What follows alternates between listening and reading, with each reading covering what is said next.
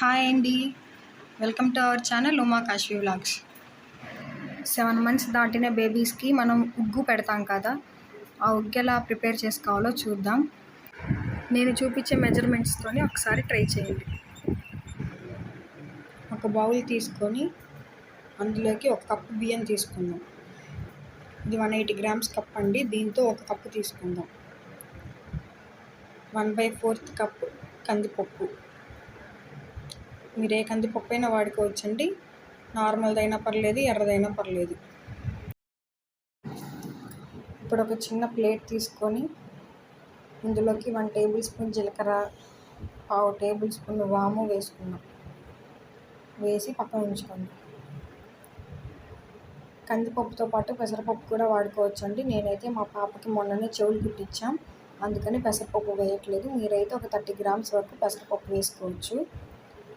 ఇప్పుడు స్టవ్ వెలిగించుకొని ఒక చిన్న ప్యాన్ పెట్టి అందులోకి ఇందాక మనం తీసుకున్న జీలకర్ర, వాము వేసి లైట్గా వేయించుకుందాం.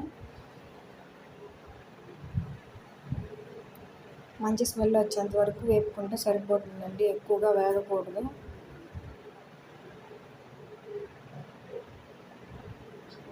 ఇదిగోండి, ఇలా వేగితే సరిపోతుంది. ఇప్పుడు దీన్ని పక్కన ఉంచుకుందాం. ఇందాక మనం తీసుకున్న బియ్యం, కందిపప్పును వాటర్ వేసి ఒక 3 సార్లు శుభ్రంగా కడుక్కోవాలి. ఈ కడిగిన వాటిని ఒక వడబుట్టలో వేసుకొని ఒక 10 నిమిషాల వరకు వడకట్టుకోండి. తడేమి లేకుండా 10 నిమిషాలు వడకట్టుకొని ఒక పల్చటి క్లాత్లో వేసి 2 గంటలు ఎండలో ఎండబెట్టాలి. ఇప్పుడు స్టవ్ వెలిగించి మనం ఆల్రెడీ ఎండలో ఎండబెట్టుకున్న బియ్యం, కందిపప్పును వేసి వేయించుకుందాం. ఒక 5 minutes లో ఫ్లేమ్లో వేయించుకుంటే సరిపోతుంది. ఇందులోకి జీడిపప్పు, బాదం పప్పు, వేరుశనగపప్పు కూడా వేస్తారు. అవి కూడా వేయచ్చు. అవి వేసినప్పుడు కొంతమంది బేబీస్ డైజెస్ట్ చేసుకోగలుగుతారు, కొంతమంది చేసుకోలేరు. ఇదైతే సింపుల్గా ఉంటుంది, ఈజీగా డైజెస్ట్ చేసుకోగలుగుతారు. నేనైతే మా పాపకి 7 months నుంచి ఇదే పెడుతున్నాను. 5 minutes వేపుకున్న తర్వాత బాగా చల్లారనిచ్చి ఒక మిక్సర్ జార్లోకి వేసుకోవాలి. అందులోకి ఇందాక మనం వేపి పెట్టుకున్న జీలకర్ర, వాము కూడా వేసి మెత్తగా గ్రైండ్ చేసుకోవాలి. మరి అంత మెత్తగా అవసరం లేదండి, ఇలా కొంచెం బరకగా ఉంటే సరిపోతుంది.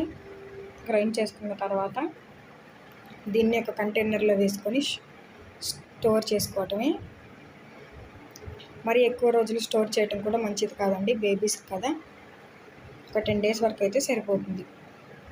ఇంతేనండి, ఉగ్గు రెడీ. మా వీడియో మీకు నచ్చినట్లయితే లైక్ చేయండి. Bye bye.